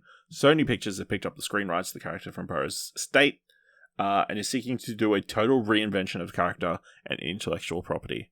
No filmmaker or producer attached to the studio looks for a top-down reimagining of the ape man of audiences in this time and space of the 21st century. Dylan, can Tarzan work in 2021? 2020. Well, it can work in 2022. That's probably another option. Obviously, when did Alexander Skarsgård film come out like 3-4 years ago? I haven't watched it. Came out in 2016. Okay, yeah. So I didn't watch that. I thought it looked average, and that's why it didn't make a lot of money. I think people have said it was mismarketed, like at the wrong kind of audience. It was marketed as like a kind of an action movie, where it's very much more of a romance movie. Yeah, really. That's what. Yeah, I think that was what the. Yeah. So yeah, I don't know. Can Tarzan work? Sure. You know, it's a very basic story. I guess it just depends. The thing about Tarzan, part of the reason lies in changes in more. The books are scrutinized for ideas of colonialism, white savior, and racial and gender stereotypes that were widely accepted in the 20th century and were not in the current culture. Yeah, that's fair. Yeah. How do you fix it? I don't know, but the thing is, like, if he still said it during the 50s or whatever the fuck year it is, like, I don't remember, but like, if you said it back in the 1871s, you can do the colonialism stuff. It just depends if you actually make it out as a like positive, like, you know what I mean? Like, I feel like there's a difference between like you're just making a period piece movie, and this is a thing that's happening, compared to when you make it like and then you're tossing it. Yeah, you can get a feeling from the movie like this is a good thing, like, isn't it, coming in this doing this stuff. So why did we go away from this? Yeah, why did we ever change? And yeah, the white savior thing, I think is a totally fair criticism. Stuff. Yeah, there's definitely like elements of that doesn't hold up. So I don't know. Like, will Tarzan work in the year 2020, 2025, whenever it comes out? I don't know. Maybe. I don't really know. I don't really care, to be honest. Tarzan's not like a character the only character I care about is George of the Jungle. So yeah, when's that coming back? It's that George of the Jungle. Watch out for that tree. Ah! Like, that's what I want. Yeah, I mean, I've also got no interest in Tarzan. I mean, you've got George of the Jungle, you've got the animated movie. Do you really need any more? Yeah, it's it. You know, hopefully they didn't spend too much money getting the rights. Although interesting that Warner Brothers kind of just dropped the rights after the last movie. They're like, no, we're good. Would you invest? No, I wouldn't. Cause. Don't get ahead of us. Okay. Cloverfield sequel is in the works. Paramount Pictures has a new Cloverfield movie in active development, with Babak Anvari attached to direct the next installment of the popular franchise. Joe Barton was earlier brought on board by J.J. Abrams and Paramount Pictures to pen the screenplay for the sequel. Abrams' Bad Robot production banner is producing the franchise sequel with Hannah Minghella and John Cohen. British-Iranian director Anvari followed up his debut feature Under the Shadow with Wounds, a psychological horror film with Armie Hammer. Yeah, obviously not much is known about the movie, but obviously in the first one it's about New York being attacked by a giant monster. Dylan, do you want a Cloverfield sequel? I'll say yes, because I really like Cloverfield and I really like 10 Cloverfield Lane, but I thought Cloverfield Paradox was shithouse. So I guess 2 out of 3 is a yes. I would like more Cloverfield. I don't really know what I want from it, is the thing. Like, if you'd asked me what I want from a Cloverfield sequel, I definitely wouldn't have said 10 Cloverfield Lane, but 10 Cloverfield Lane was fucking awesome. Would you have said Cloverfield Paradox? I would definitely have not said Cloverfield Paradox either, to be honest. Like, that's a fucking spaceship movie. I don't know how I would have got, like, both of them were really not like, if you were like, I used to pitch, like, I was obsessed with Cloverfield for ages. I used to tell friends, like, here's my perfect pitch for a sequel. It starts, I used to say, with the army taking out the tape of the original movie, and that's what they were watching. And then it's like what do you call it? Like security cam sort of body stuff. body cam from the army was my pitch. Yeah, For the second one. Yeah, for the second one, and it starts with them taking the tape out, so like connected straight to the first one. So yeah, feel free to use that if you want, JJ. It's fine. Yeah. Okay. Yeah, I think it'd be interesting to like actually see what the hell is going on. Obviously, you know, in Cloverfield, you'd never really see the monster or like the reaction to the monster. And then in 10 Cloverfield Lane, I mean, it's so tangentially related. You know what? There's one creature in it at the end. Spoilers. But yeah, it's kind of exploring what actually happens. But then you might might retroactively destroy the illusion of those movies as well. Their whole lore at the moment is it's something that drops from space, which is why you get the paradox. And then, like in the original movie, in the footage that it briefly has, where they're like on the merry-go-round thing, there's Ferris wheel in the background. From that footage, you can actually see something drop from the sky and land in the sky in the water in the background from a couple of days prior. Like there's all these little Easter eggy sort of things that hint towards its thing. But I mean, that's what I always liked about the first movie. I didn't really need to know. I just enjoyed I'd like watch it and I was like, fuck, what cool movie. And then reading online, people discovering stuff in the background for like ages. It was great. All right. Final Destination 6. Find its directors in Freaks filmmakers. Zach Lebowski and Adam B. Stein, the filmmaking team known for their 2018 sci-fi film Freaks, has nabbed the coveted gig of directing Final Destination 6, the relaunch of the New Line's Grand Guignol horror franchise. Craig Perry, the original franchise producer, is producing with Sheila Hanahan Taylor. John Watts is also producing alongside Diane McGoogle. Watts also wrote the treatment for the relaunch. Guy Busick and Laurie Evans Taylor, whose credits include Ready or Not and the relaunched Scream franchise, are writing the script. The previous Final Destination movie was released over 10 years ago in 2011. Plot details have been kept up to look key, but the concept remains. A character has a premonition of a horrific and deadly event, cheats his or her own death, and saves several other lives in the process, only for to have death as a personified and unstoppable force come for the survivors one by one. Dylan, are you excited for a new Final Destination? I would have said in general no, but everyone involved I feel like is a big plus. So I'm going to say yes. Like if it wasn't for everyone involved, I wouldn't care or give two shits. But I really enjoyed the Final Destination movies when I was in high school watching them. Definitely loved, especially the original 3. I used to watch quite a bit, especially at friends' places and stuff. Just chuck them on sometimes. You're like, how could you just chuck something like that on? It's horrible. But yeah, so I definitely like the franchise, and yeah, everyone else that's involved from the like Freaks was really, really good, quite funny. Funny. What a movie. Should watch it. And then yeah, obviously like Scream and Ready or Not's fantastic. So yeah, I feel like there's enough boxes there being ticked for me to get somewhat maybe this could be good. Yeah. I've got no attachments to the franchise, but I did find this story very interesting. So reading from this Hollywood Reporter article, Lebowski and Stein rose to the top of the list of potential directors thanks to their ideas and passion for the Final Destination brand. According to sources, the duo were already in line to get the gig when one final Zoom pitch meeting became what some in Hollywood called the Zoom call to end all Zoom calls. The duo made their pitch to New Line execs and producers together with a burning fireplace behind them. As they wrapped up the meeting, the fire came alive and the mantle began burning. The filmmaker stopped and, after a tense moment, quickly extinguished the flames. As they sat down, everyone relieved the accident had passed. A wrenching creak was heard, and suddenly the whizzing ceiling fan broke off and flew down, decapitating one of the filmmakers. Execs and producers went from concern to all-out laughter. The bit, using a combination of pre-recorded footage and visual effects, has transitioned seamlessly and showed their unabashed enthusiasm. It was, to all involved, the cherry on top. Wow. It's actually a pretty cool story. Yeah. So hopefully, eventually we'll get to see that footage. Yeah, on Surely DVD extra. They're like, we've got to save this, you know.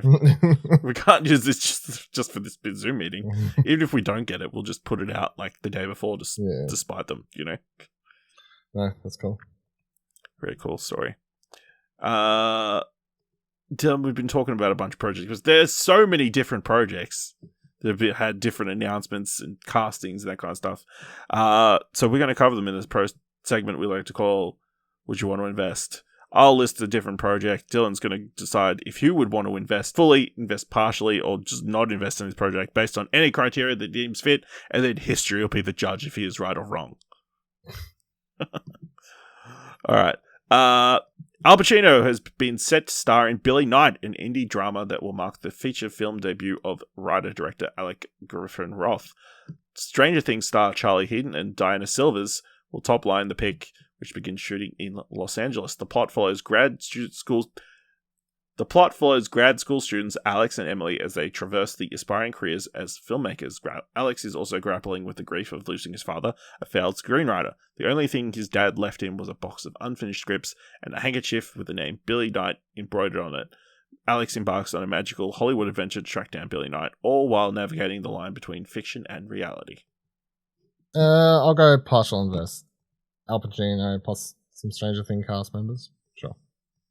All right, next one. The wild story of crypto couple Isla Dutch Liechtenstein and Heather Razzle Morgan is headed to the screen. Hulu is in early development on the limited series Razzle the infamous crocodile of Wall Street from Searchlight Television.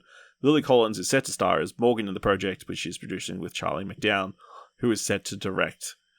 Based on the New York Magazine article, The Many Lives of Crypto's Most Notorious Couple, the series focuses on Liechtenstein and Morgan, tipped to be either the masterminds behind one of the biggest heists in history, or a pair of hapless wannabe entrepreneurs who somehow stumbled upon a hard drive containing $3.6 billion in Bitcoin stolen from the Phoenix exchange. The title of the series, Razzle Khan, comes from Morgan's alter ego as a YouTube rapper. Fully invest. Everything about that sounds like that's going to be a show and story that was going to be a hit with most people. So yes, fully invest. All right. Four-time Oscar nominee Saoirse Ronan, surprising it's four, is set to join the ensemble of Steve McQueen's next film, Blitz, from Apple Original Films. McQueen will write, direct, and produce the film, which tells the stories of Londoners during the Blitz of World War II. Is scheduled to begin filming later this year. Fully invest. Don't really need to explain why, do I? McQueen, Saoirse Ronan. Invest. Fully invest. Yes. Yorgos Lanthimos, the filmmaker behind dark comedies like The Favourite and Lobster, has lined up a starring ensemble for his next movie titled And. Emma Stone, Willem Dafoe, Jesse Plemons, and Margaret Qualley will star in And, which is set at Searchlight Pictures. Plot details for the film have been kept under wraps. I'm partially investing because I want to watch it, but I'm only going partial because I know no one's going to be able to Google when the fuck this is showing in their local cinema, so I don't know if many people will watch it. You'll have to look and film 2020 whatever 3 Yeah. or Yeah, so I'm trying to be smart with my money, so I'm going partial. All right. Lionsgate's highly anticipated film centered on Dennis Rodman's 48 Hours in Vegas during the 1998 NBA Finals may have zeroed in on the actor who will portray the infamous basketball star. Sources tell Deadline that Jonathan Majors is in early talks to play Rodman, aka The Worm, in 48 Hours in Vegas. While a deal isn't closed, sources say Majors is very much on board and negotiations are headed in the right direction. The spec is inspired by the crazy story of how NBA star Dennis Rodman went on a madcap adventure with his skittish assistant GM in the middle of the 1998 NBA Finals. The film will detail a budding friendship that neither of them ever thought was possible, but will end up solving both of their problems. I'm fully investing if Majors is on board. Yeah, got to get that last bit over the line. Yeah. All right. These next two are just for you because, I know you're going through like a mourning period at the moment. Better Call Saul Emmy nominee Bob Odenkirk has been set to co-write and co-star in feature comedy The Making of Jesus Diabetes.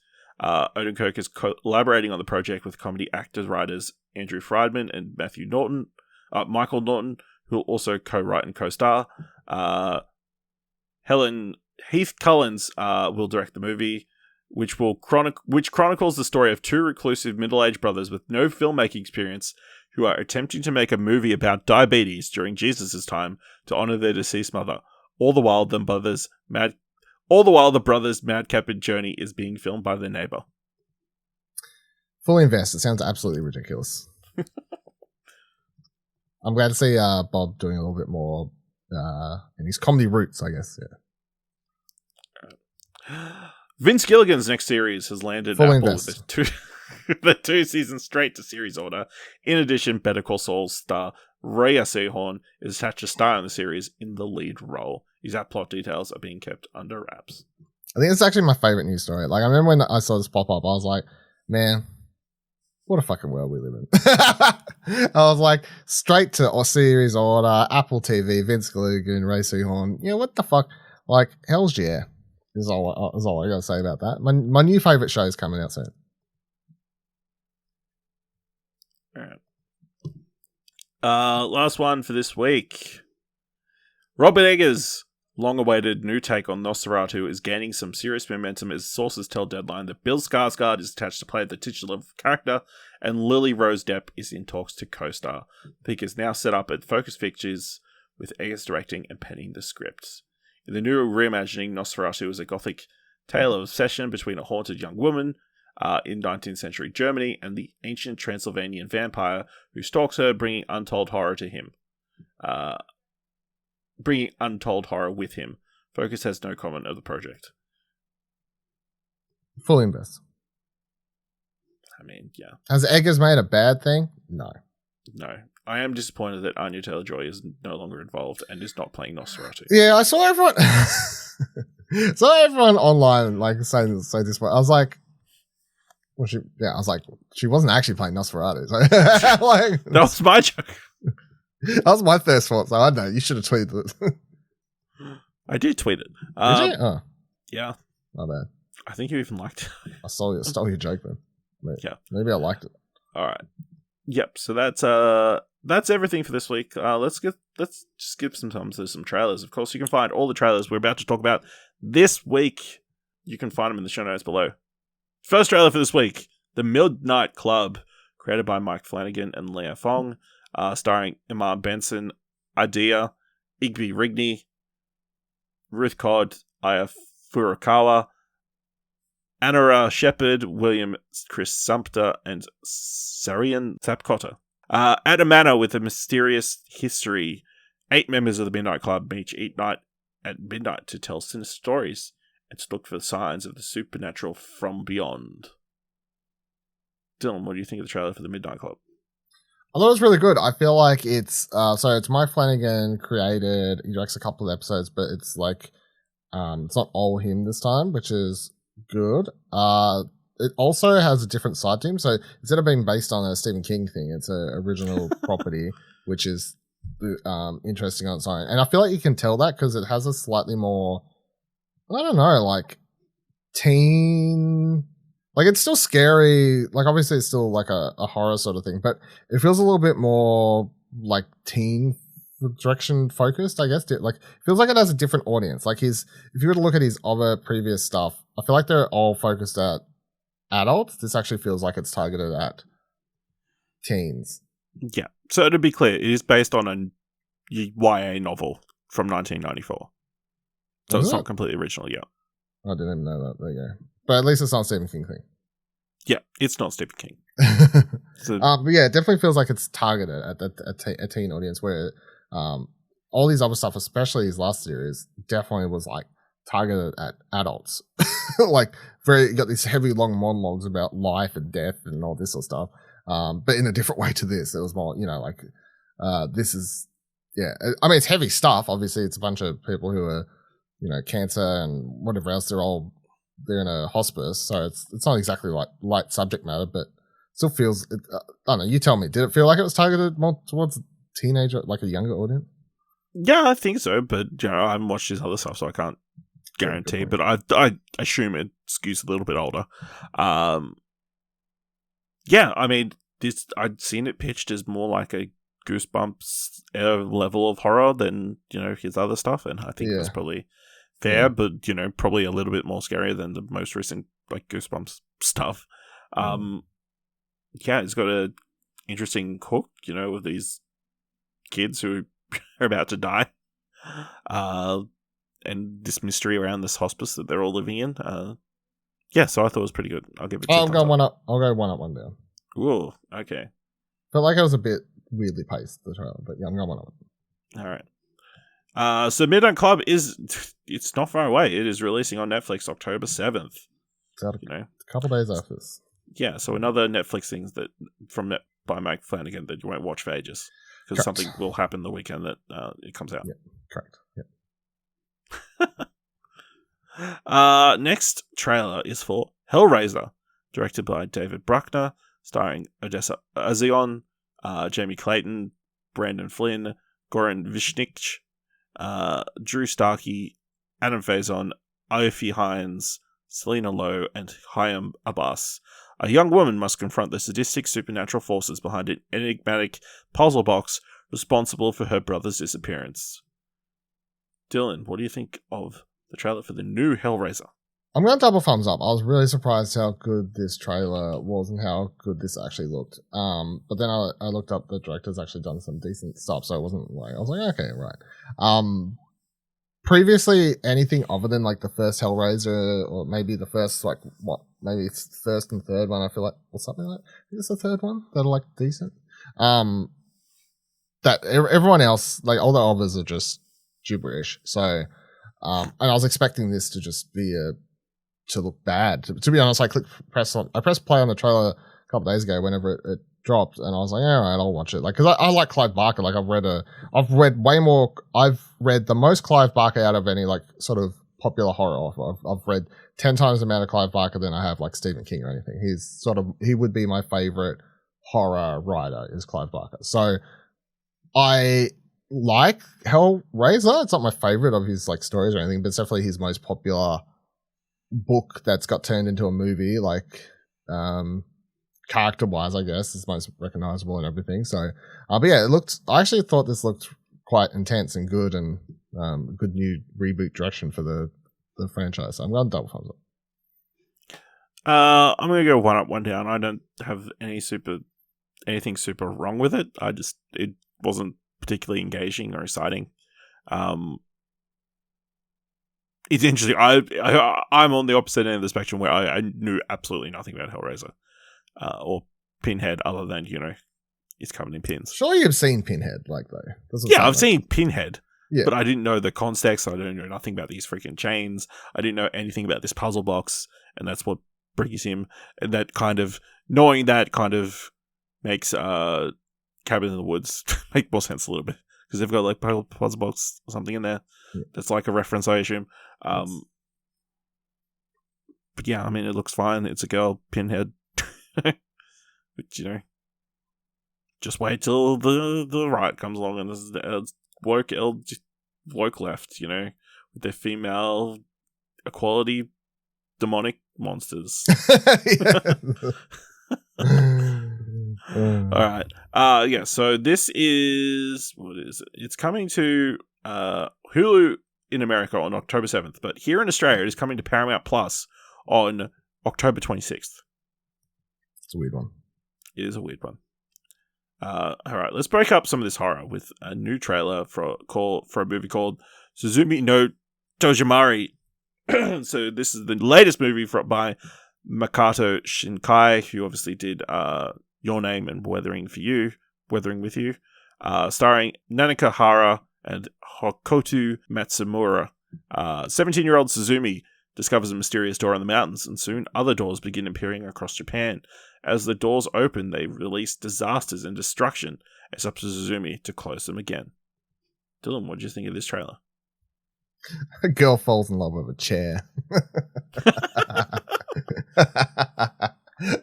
We run out.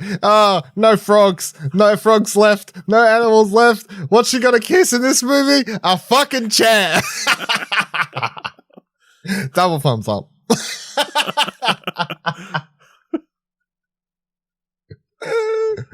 Yeah, I've got nothing else to say.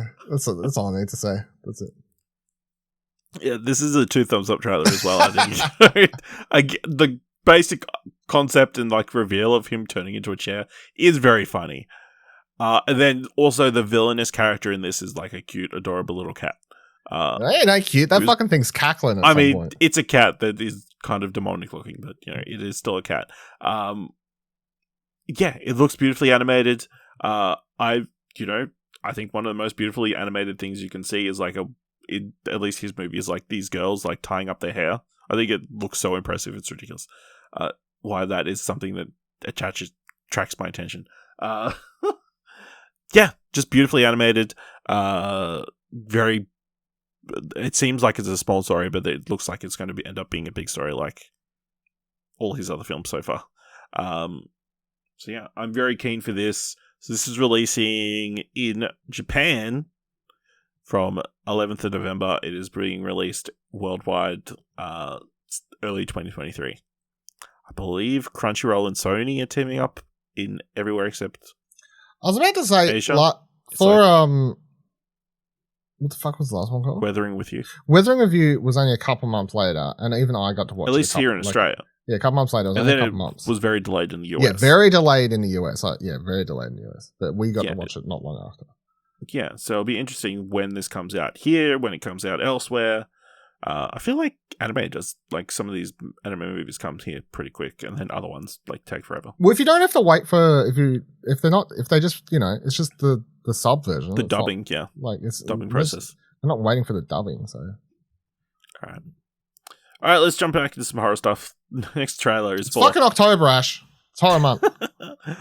Next trailer is for Knock at the Cabin, directed by M. Night Shyamalan, starring Dave Bautista, Jonathan Groff, Ben Aldridge, Nikki Amaka, Bird, Kristen Q, Abby Quinn, and Rupert Grint. While vacationing at a remote cabin in the woods, a young girl and her parents are taken hostage by 4 armed strangers who demand they make an unthinkable choice to avert the apocalypse. Confused, scared, and with limited access to the outside world, the family must decide what they believe before all is lost. Dylan, what do you think of this latest Shyamalan trailer? Double thumbs up. I thought this is a very well put together like teaser, like, all the way like it plays out and just like them standing at the shot at the end, like with the knock on the door, and then the reveal of them like sort of standing in line, and then Dave Bautista like saying this whole like, we're here to save the world or whatever the fuck he says. Like, Spiel, this is M. Night Shyamalan back on his shit is basically the way I would describe this trailer. He's totally back on his shit. It's the weather again. What's the villain? It's the weather. What? No. Yeah, I'm going double thumbs up. I'm keen for this. Yeah, I'm going to give it 2 thumbs up because surely there's got to be some crazy twist. It can't be as simple as they have to choose which one of them is going to die to stop the apocalypse. That can't be what it actually is, or is it the twist going to be that there is no twist? It's just a straight up what we think is going to be. And then, if that's the case, how do you stretch this out to at least 90-minute movie? You have to watch it, Ash. I do. The twist is that you'll have to watch it. The twist is you have to watch it, yeah. But yeah, I think very well set up. Jonathan Groff and Ben Aldridge, a nice gay couple. This young, little, adorable kid who looks terrified when Dave Bautista comes out of nowhere, walking through the woods. Why she just sat there and watched? I mean, I would have run away, and I'm a grown adult. If Dave Bautista's just started walking towards me in the middle of nowhere, I'm in the middle of nowhere. Yeah, no. How crazy Rupert Grint's in this too. It's a wild casting choice. Like, I know he like. I've seen him be like, oh, he's still acting. I'm well aware he's like still in stuff. Yeah, he's on the Servant, the M. Night Shyamalan TV show. Yeah, that's true actually. But like, this is I would say the first more mainstream thing he's going to have done. Well, no, Hollywood.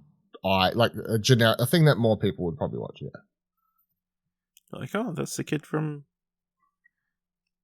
that franchise. Yeah, that one. Here's the one, and nobody remembers. Yeah. That's the main 3. All right, last trailer for this week. Halloween Ends. We can only hope.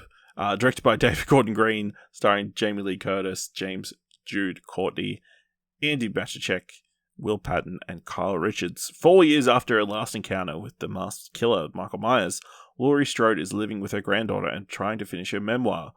Myers hasn't been seen since, and Laurie finally decides to liberate herself from rage and fear and embrace life. However, when a young man stands accused of murdering a boy that he's babysitting, it ignites a cascade of violence and terror that forces Laurie to confront the evil she can't control. Dylan, what do you think of this trailer for Halloween Ends? I'm going to double thumbs down. It did absolutely nothing for me. I don't know if it's because I didn't like the last one, or just because it's a bad trailer. Or that I just don't know what the point of this trailer is. Like, it's... I don't know. I don't know. I didn't like it. Let me put it that way. I didn't like the last movie. I really liked the first one, or the reboot first one. But yeah, this trailer, I don't know. It did nothing. I watched it and was like I'm going to watch it, obviously. But the trailer, I was just like, what? I don't care. Like, I feel like Kills just drained all my excitement for this film. Yeah, it seemed like... No, I can't find a way to work Halloween Evil Dies Tonight into a bit. Evil dies. Your hope, your excitement dies tonight.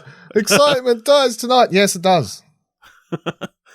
Yeah, I'm gonna agree. 2 thumbs down. I think there's not a lot there that is super exciting. Just the premise of this is not as exciting as we've theorized would possibly be. Yeah, I mean. Hopefully it ends. That's the only thing, Ash. Evil Dies Tonight. You're going to be walking into the cinema? You're going to be chanting it. Yeah. Just get a chant there going. while the trailers, all the ads are going before. You start chant. Chant. Evil Dies Tonight. Evil Dies Tonight. And this will see if everyone Yeah. All right. Let's wrap up this week's episode of What Do You Want to Watch with our What Do You Want to Watch top 3. Definitely in the top 3. And in celebration of Community getting a movie, I thought, hey, why don't we suggest some more sitcoms that could do with a movie spin-off or continuation? So this week's top 3 is top 3 sitcoms that should get a movie. Dylan, what's your number 3? Number 3, Space. I'm also just going to say straight out, Community should not be on your list. Community's not on my list. Nothing on my list has a movie currently. Number 3, Space, the original Edgar Wright series with Simon Pegg and Nick Frost both in it.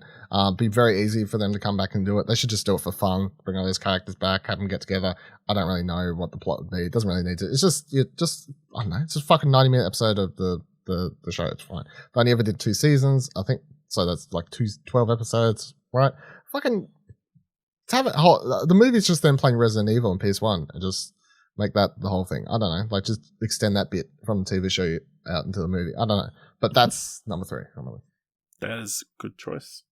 My number 3, Fly the Conchords. Great show on HBO. Ran 2 seasons. Focused on their different musical comedy songs. It's been several years. They should come back, do a reunion. I know they just did a reunion, but they should do a reunion movie in which they reunite in the movie and do new songs. Musicals have blown up in the last few years.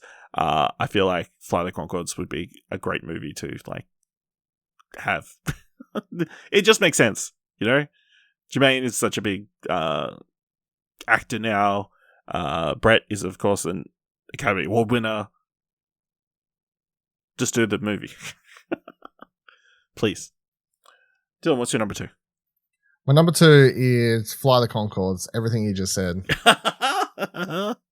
Back to you. My number 2. Now, it feels like a little bit of a cheat. It's What We Do in the Shadows. The TV show, now the movie. Give me... I love this new cast of characters. As it's really cool to see them each and every week, but I think a longer special event, especially given what happened at the end of this later season, could potentially be very cool. It could just be as simple as them going on some sort of crazy adventure that takes place over an extended period and doesn't necessarily fit in a 90-minute film episode of television. So yeah, that would be my pick. And I know it's a little bit of a cheat. How the I fuck mean, then you could really have a proper crossover. you're like, let me pick something that's a American version of a film that's also still airing. So it's not like it's even over. yeah. Fucking. Like, you just tick both boxes. You can get away with Just one of tick those both. boxes, but have both boxes. You know, get it while the iron's hot. That's what I'm saying. Dylan, what's your number one? Talking about getting it while the iron's hot. My number one pick's Bluey. Okay. Number one kids TV show in the world right now. Massive hit from Australia that's taken off, picked up by Disney. It's on Disney Plus in America and everything. It's huge here. It's huge there. Fucking time to make a movie. Mm. Would it translate to movie form? Why not? Because they're short episodes. Isn't that kind of the appeal? Yeah, they are short episodes. That's the appeal. But like, if you make a movie for a couple of years from now, the target audience now will be old enough to enjoy a longer length movie, I feel. I mean, I'm on board. You know, I would be happy to go pay money to watch Blue on the big screen. Mm. You know, I think that art style would be pretty cool. You can make a 70-minute movie. Yeah. You know what I mean? And it's still feature length, so. I'm not asking for a 2-hour Blue movie. Why not? I feel like 2 hours would actually probably be too long for a Blue movie. All right. You know, you just have like a sleepy time song in the middle. All the kids fall asleep, and then all the adults can enjoy the rest of the movie. That'd be great. My number one is Brooklyn Nine-Nine. It makes sense. They've kind of left it off in a great point, in which you could return at some point in the future after, I guess, spoilers, Jake retires from the NYPD to help raise his son. You know, his son goes back to school. He works his way back into the NYPD. It goes back to the 9-9. Or there's some sort of crazy case, and the only person they can get to solve it is the expert detective, Jake Peralta. You know, you bring back all the great cast. Yeah, a movie would make sense. Not necessarily right now, but, you know, sometime down the road, I think would be a lot of fun and would really work. You know, you have the big budget. You could have the big budget, like, spectacular moments, like have the die-hard moments that he's always talking about, that kind of stuff. Yeah, I think it would be great. Hit me up, Andy Sandberg. I know if you want to. All right. Let us know what your top 3 sitcoms that should get a movie are by going to explosionnetwork.com/Twitter or jump to our Discord at explosion.com/Discord. If you want to help us out here at What Do You Want to Watch, leave us a review on Apple Podcasts or on Podchaser. Leave us 5 stars. Anywhere you can leave 5 stars, or just tell people about the show. And if you really like this episode, thought it was worth $1, head on over to our Ko-fi page at explosion.com/support. Thank you very much for listening. Until next time, keep watching stuff, I guess.